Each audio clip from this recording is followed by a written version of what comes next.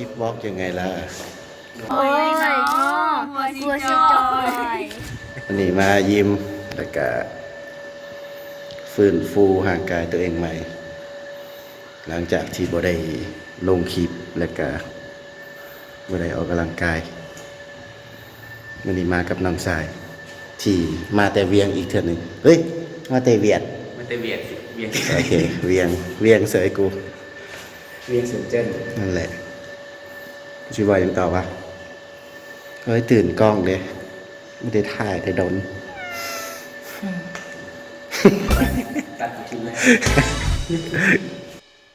ผ่านไป2 เซต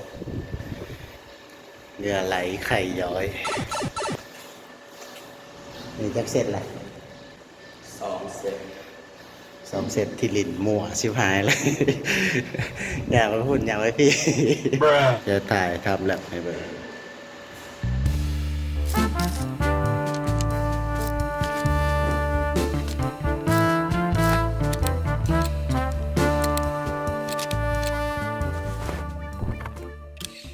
มาต่อเรื่องยังบนเนี้ยหน้าแคนบอกนั่นแหละเห็ดต่อคลิปนี้ไปแบบไวๆนะจ๊ะโอ้ยย้อนแสงนะจ๊ะ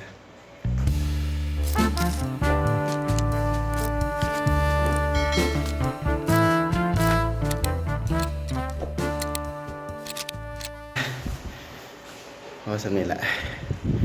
ในการขอยิ้มและไปงานแคมป์คลองต่อเบิ่งทรงฝนก็สิตกน้ำหนักขึ้นพร้อมแต่กะคงเป็นอย่างเท่าไหร่ ไม่รู้ 95ของกู98บ่จักเบิ่งคักละ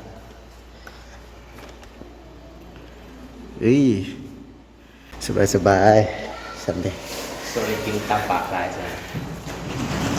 แดกเหล้าก็พูดไปเถอะไอ้สัตว์ เด็กเรื่องเด็กเบียร์ โอเคงานกับคลองต่อพอโซกล้องสัตว์เหี้ย เบิ่งจากปริมาณลิ้นแขนแล้ว คือ ฮะ หลีกแค่แล้วเป็นอย่าง ลิ้นแขนแล้วรู้สึก เปล่าก็ได้ เป็นอย่างกูไปดูดเสียงเอา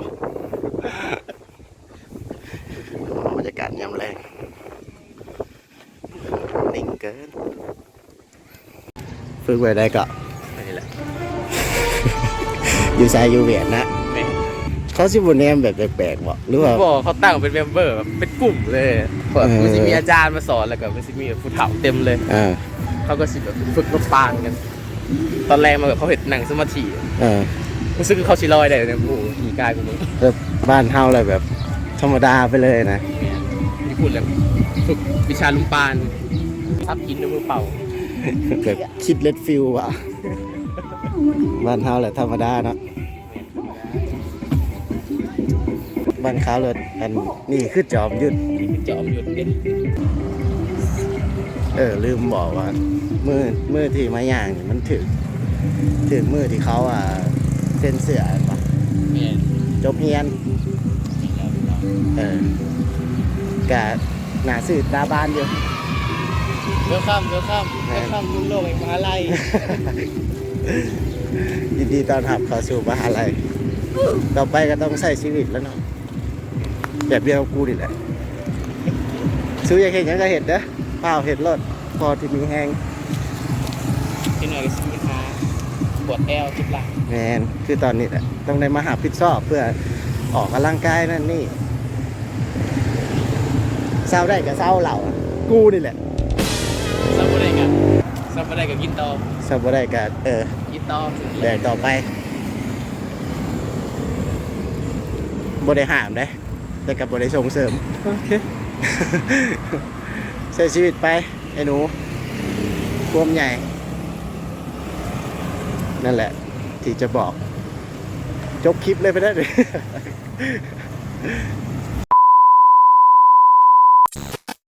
ผ่านไปแล้วกับการถ่าย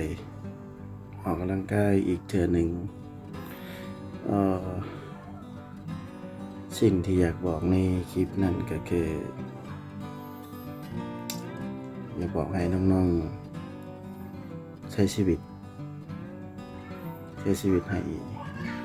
ให้มีคุณค่าให้มีแบบชื่อว่าอย่างดีเขามีสิทธิ์จะไปสอนเขาบอกก็อยากให้มีแนวคิดแล้วก็สร้างสิ่งใหม่ๆกับสังคมว่าไปมันจะจริงจังเกินไปบ่แต่ก็อยากให้น้องๆรุ่นใหม่ๆขึ้นมาสร้างสิ่งที่มันดีขึ้นตัวใดที่มันดีอยู่แล้วก็ให้มันดีขึ้นจบแล้วก็บ่ได้แม่นว่าชีวิตนี้จะจบไปนะยังต้องเรียนมหาลัยยังต้องเฮ็ดเวียกและยังต้องใช้ชีวิตอีกแบ่งเวลาให้ได้และก็หันมาดูแลสุขภาพตัวเองนำจากบริทายได้ดนคิดฮอดทุกคนที่เข้ามาเบิ่งและหวังว่าจะเป็นคลิปที่ดีท่านั้นแหละพวกมึงตั้งใจ